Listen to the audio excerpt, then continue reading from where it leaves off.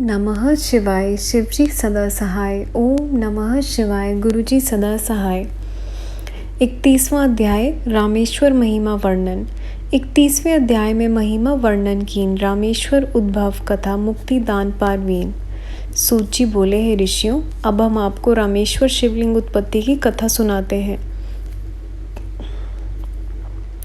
भगवान विष्णु ने जब रघुवंशी दशरथ के घर श्री रामचंद्र जी के नाम से अवतार लिया था, अवतार लेने का प्रयोजन रावण आदि दानवों का संहार करने का था। उनकी पत्नी का नाम सीता था। अपने पिता की आज्ञा से वह 14 वर्षों के लिए वन में चले गए। उस समय उनकी पत्नी सीता को माया करने वाला राक्षस राज रावण ने आकर चुरा लिया और लंका में ले गया। तब पत्नी के शोक में व्याकुल हो इधर उधर ढूंढते हुए अपने अनुज लक्ष्मण के साथ राम किष्किंधा पहुंचे। वहां वानरेंद्र सुग्रीव से मित्रता करके उसके भाई बाली का वध किया। कुछ समय तक वहां रहे। फिर सीता की खोज करने के लिए हनुमान आदि बानर चारों दिशाओं में पहुंचे। बानरों में श्रेष्ठ हनुमान जी ने लंका में जाकर सीता जी का पता निकाल लिया। श्री सीता जी को श्री राम का संदेश देकर और सीता जी से चूड़ामणि लेकर श्री राम जी के पास हनुमान जी लौट आए। श्री राम जी को सीता जी का संदेश देकर प्रसन्न किया। तब 18,000 बानरों की सेना लेकर श्री राम जी दक्षिणी समुद्र के किनारे पहुंच गए। वहां अगाध सागर को देखकर श्री राम व्याकुल हो गए। अब इसे किस प्रकार पार होंगे, इसी चिंता में व्याकुल होकर बोले, अपनी प्राण प्रिया का पता पाकर भी मैं मिल नहीं सकता। कितने शोक की बात है। मैं इस अथाह सागर से किस प्रकार पार जा सकूंगा। यह बानरों की सेना कैसे पार होगी। यह कहकर श्री राम अत्यंत दुखी हो गए। तब अंगद आदि बानरों ने आकर उन्हें धैर्य बंधाया। इसके बाद प्यास लग जाने के कारण श्री राम जी ने लक्ष्मण जी से जल लाने को कहा।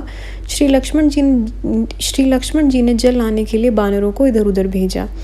बानर जल ले आए। जब जलपान करते करते यह विचारने लगे कि मैं भगवान शंकर के दर्शन किए बिना जल पी रहा हूँ। उसके बाद भगवान शंकर के पूजन के विचारने से श्री राम जी ने पार्थिव लिंग के पूजन का विचार किया। फिर पूजन करने लगे। आवाहन आदि 16 उपचारों के साथ सदाशिव का पूजन एवं स्तुति आदि करते हुए श्री राम बोले, हे नाथ, मैं बानर सेना के साथ ही इस अथाह समुद्र में किस प्रकार पार पहुंचूंगा। वहां महाबली रावण के साथ युद्ध करके विजय किस प्रकार पाऊंगा। हे देवाधिदेव महादेव, मैं तो आपकी शरण में हूँ, मेरी सहायता करो। सूत जी बोले, उस समय भगवान शंकर संतुष्ट होकर अपने परिवार के साथ उस ज्योति स्वरूप लिंग से प्रकट हो गए। शंकर जी बोले, हे रामचंद्र जी, तुम्हारा मंगल हो, मुझसे वर मांगो। उस समय सदाशिव के अद्भुत दर्शन करके स्तुति तथा प्रणाम करते हुए श्री रामचंद्र जी ने रावण से विजय पाने का वरदान मांगा। सुनकर श्री महादेव जी बोले, हे श्री रामचंद्र जी, युद्ध में तुम्हारा अवश्य विजय होगी, तुम्हारा मंगल होगा। तब श्री रामचंद्र जी ने कहा कि हे प्रभु, आप अपनी इच्छा से कल्याण के हेतु दूसरे मनुष्यों के कल्याण करने के लिए वहां विराजमान हो। यह सुनकर सदाशिव उस स्थान पर लिंग रूप में विराजमान हुए। वही स्थान जगत में रामेश्वर नाम से प्रसिद्ध हुआ। यह तीर्थ परम पवित्र मुक्ति भुक्ति को देने वाला है। 32वां अध्याय सुदेहा सुधर्मा की कथा। विप्र सुधर्मा बसंत हो देवगिरी के पास, घुष्मा सुदेहा पत्नियां निकट करे नितवास। सूत जी बोले, हे महर्षियों, अब हम आपको घुष्मेश नामक शिव ज्योतिर्लिंग की महिमा सुनाते हैं। दक्षिण दिशा में देव नाम एक सुंदर पर्वत है। उसके पास भारद्वाज गोत्री कोई सुधर्मा नामक ब्राह्मण रहता था। उसकी अति सुंदर सुदेहा नाम की पत्नी थी। सुधर्मा उत्तम ब्राह्मण था। नित्य प्रति अग्निहोत्रादि कर्म, अतिथि सेवा, शिव पूजन आदि करने वाला शिव जी का परम भक्त था। इन्हीं कर्मों को करते हुए उससे बहुत समय गुजर गया, किंतु घर में संतान नहीं हुई। सुधर्मा को तो इस विषय में दुख नहीं था। उसकी पत्नी व्याकुल रहती थी। उसे पुत्र प्राप्ति की चाहना थी। अपने पति को बार बार कहा करती थी। उसके परम ज्ञानी पति कहा करते, कल्याणी, पुत्र प्राप्ति से क्या लाभ। सभी संबंधी स्वार्थी होते हैं। माता पिता मित्र आदि सबको हमने देख लिया है। इस प्रकार समझाकर कभी कभी फटकार भी देते। सूत जी बोले, अपनी स्त्री के कहने पर ध्यान नहीं दिया और आप दुख न पाकर शिव भक्ति में लगे रहते। एक दिन सुधर्मा की पत्नी सुदेहा अपनी सहेलियों के साथ मन बहलाने को कहीं चली गई।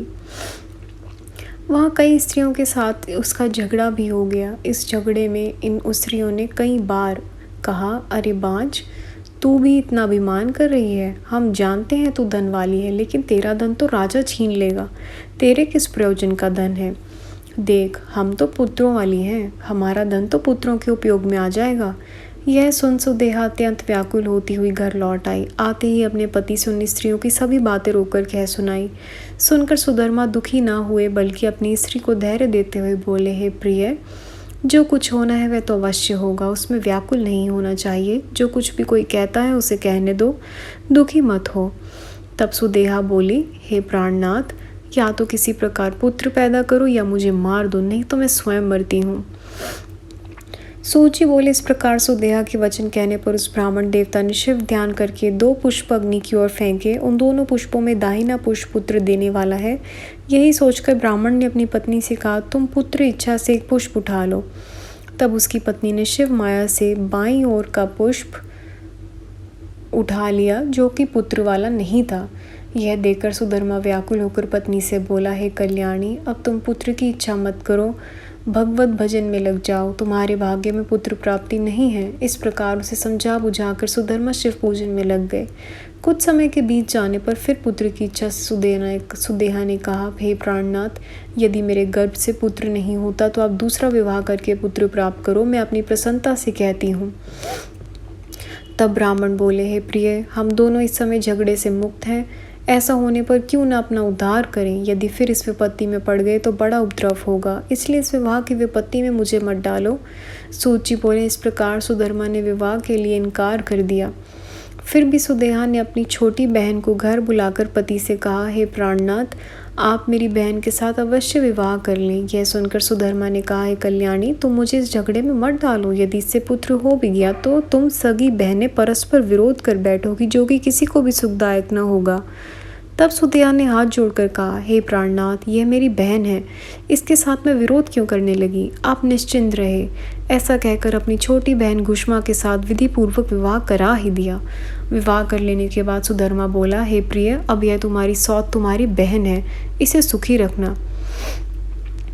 फिर घुष्मा से कहा, तुम इसकी आज्ञा में रहना। अपने पति की आज्ञा में वे दोनों घर में सुखी रहने लगी, और घुष्मा तो अपनी बड़ी बहन की आज्ञा से नित्य प्रति 101 शिव पार्थिव लिंगों को षोडशोपचार पूजा करके वह पार्थिव लिंग नित्य ही तालाब में जाकर बहा देती।